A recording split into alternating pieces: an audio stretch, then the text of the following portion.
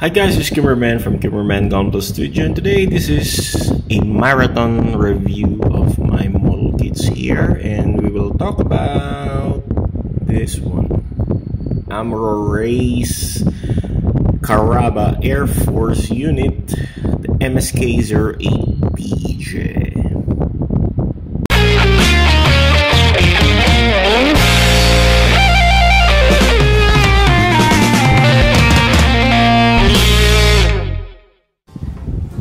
So yes, we can see here, DJ is a Reborn 100 model kit, and it's taller than your average master grade model kit here. So all of this master grade here is about 18 centimeters to 18.5 centimeters, but the DJ here is about 20 centimeters if we're going to include the horn, the frontal horn here. It will be about 20 centimeters. So what's this DJ all about? DJ is Amuro Race model kit from Gundam Zeta, and I think this is where when he joined the Caraba Air Force or the Caraba units, and this is the ally for the AEUG or the Anti-Earth Union Group. So Amuro Ray teamed up with the AEUG, where Char Aznavour, whose name is Quattro Bagina that time, they became ally for a meantime.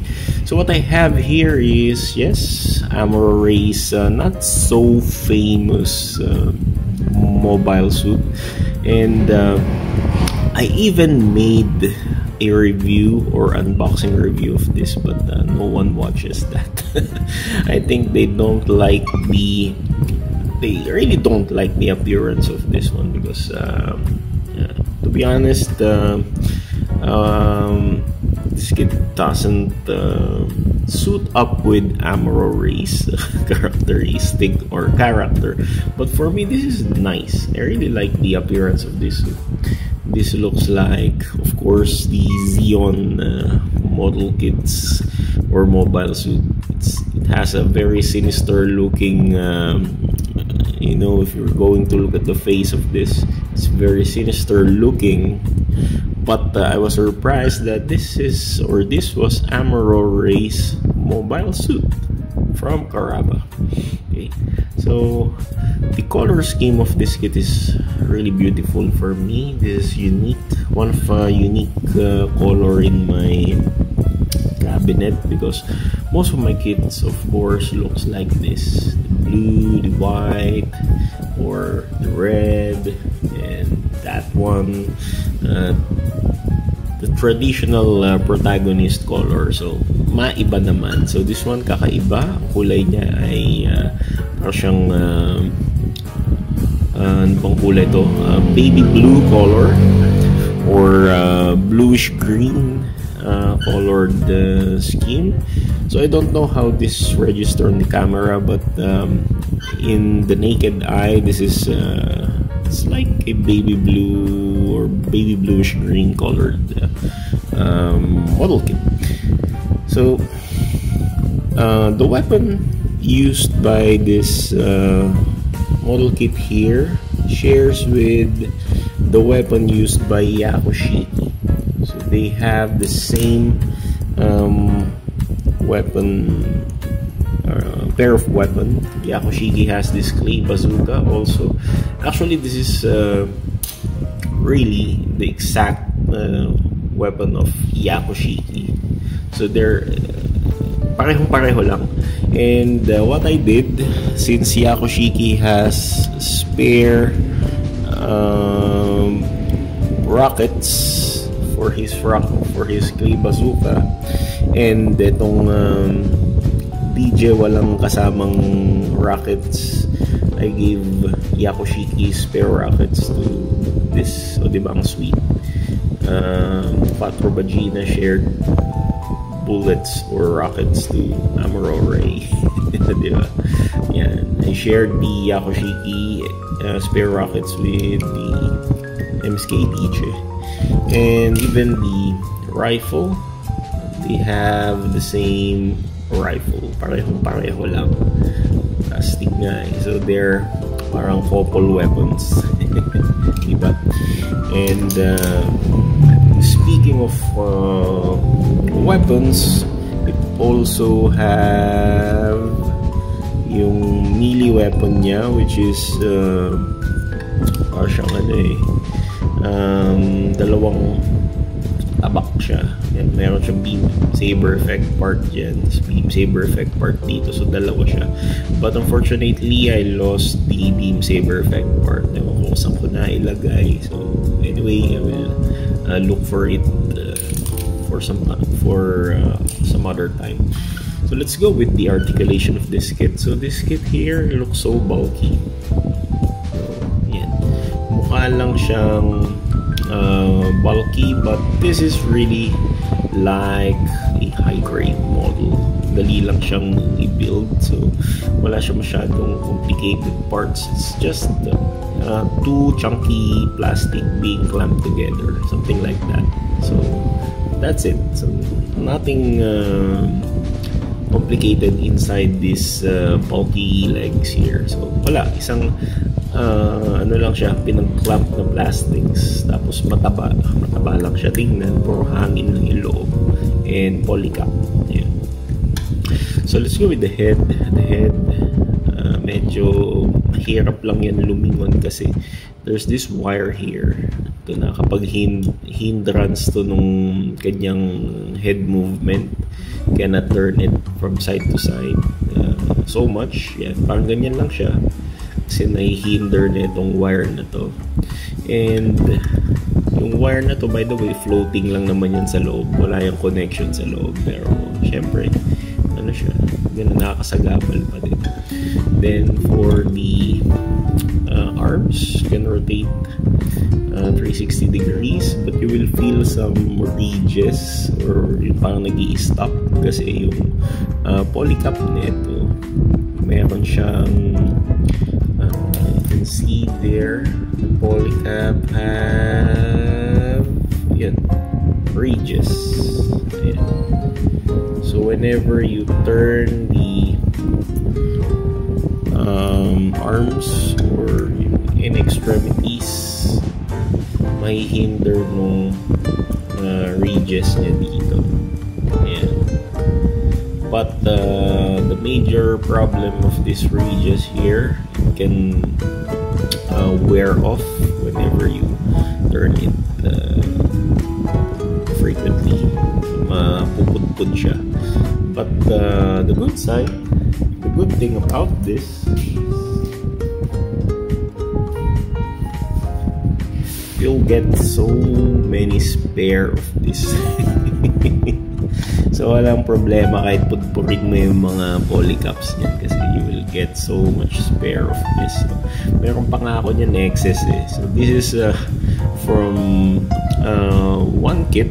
For example, this is from GPO4. I didn't use the GPO4.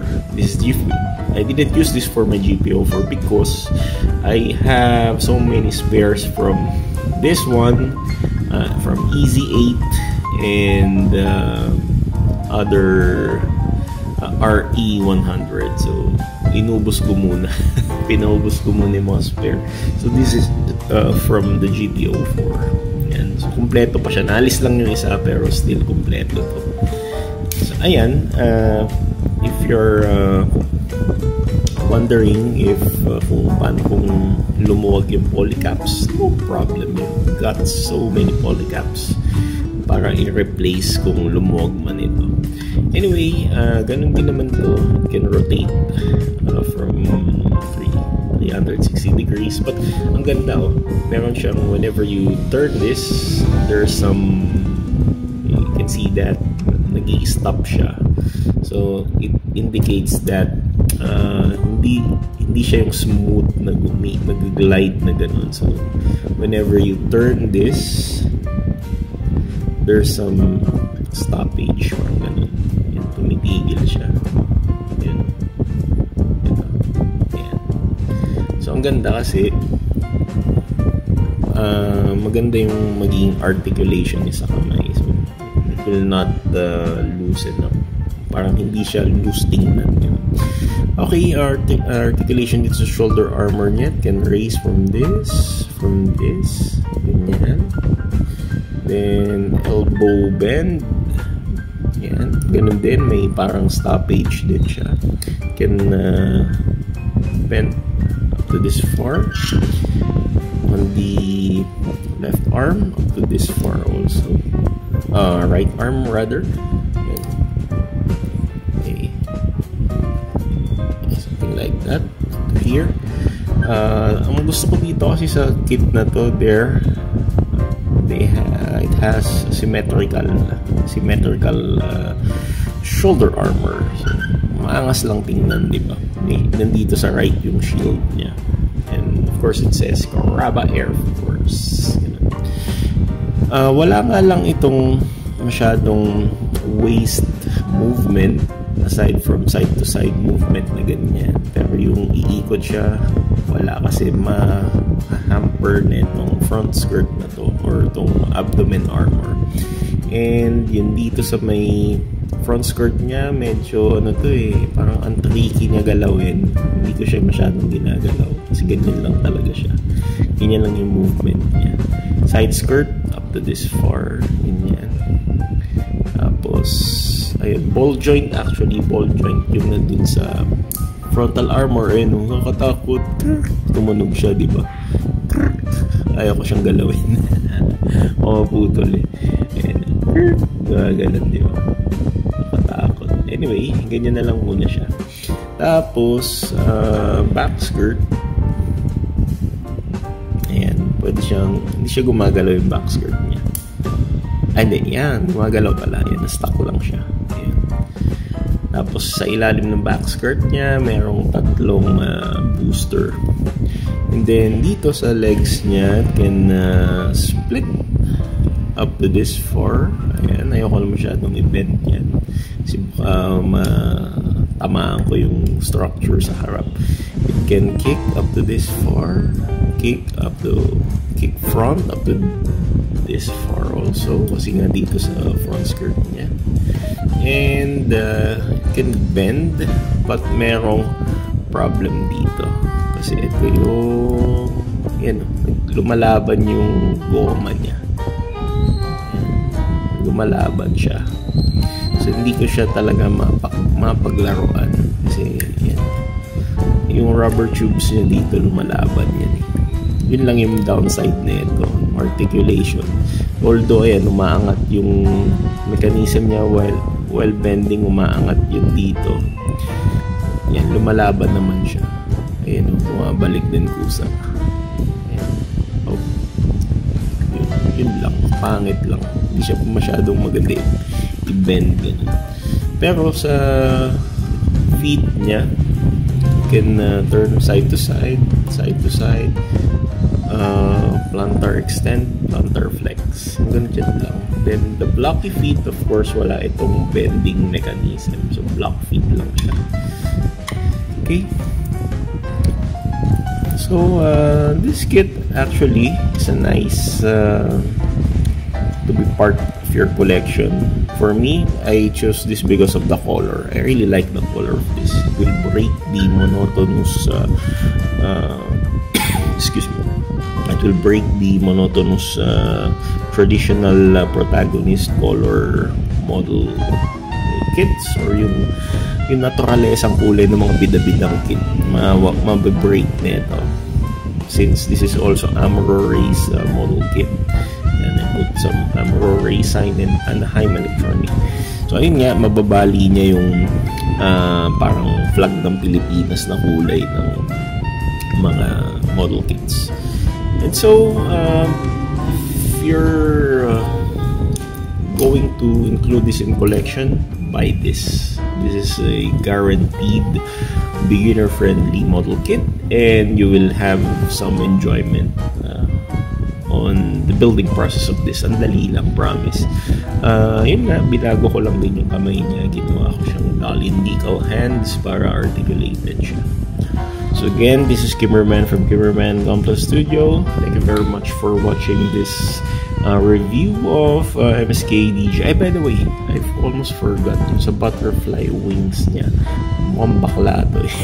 kaya hindi ko makalimutan kasi actually nababadingan ako sa butterfly wings nito. And yung butterfly wings niya, wala naman talaga to masyadong articulation aside from ganyan up and down, ganyan. Yun lang yung talagang kaya niyang gawin. And sabitan lang siya din ng weapon. So yun, pwede mong isabit dun yung yung clay bazooka, may isasabit mong pa ganon, and yung rifle naman ganon din, sabitan siya. Yun, diba? Yan, sabitan siya ng weapon. Okay. Tapos yung excess booster pala niya dito lang, ayan, yung extra booster niya dito, diba? Ang kulit no, butterfly wings. Kaya iniskipan ko kasi nababaklaan ako sa style niya, pambading, di ba? Pero okay lang, unique, di ba? So again, this is Kimmerman Gunpla Studio saying thank you very much for watching this unboxing, or rather review of this MSK-008 TJ from Amuro-Ray from Gundam Zeta anime. Goodbye, God bless, take care, masalama, auf Wiedersehen, paalam sa inyo.